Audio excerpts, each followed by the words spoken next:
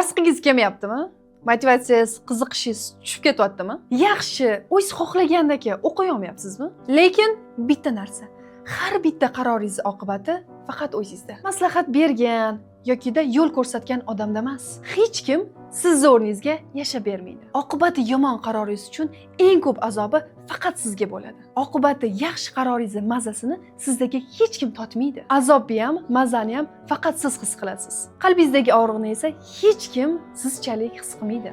Masalan, oddiy o'z kasbini tanlashda yoki ota-onangiz majburlashi bilan tanladingiz yoki shunchaki ko'r-ko'rona statusi bor kasb tanladingiz. Tabiiyki, jarayondan maza qilmaysiz, chunki yoqmaydi-da sizga. Sizni butun potensialingizni ochib bera olmaydi. Boringizni berib ishlay olmaysiz.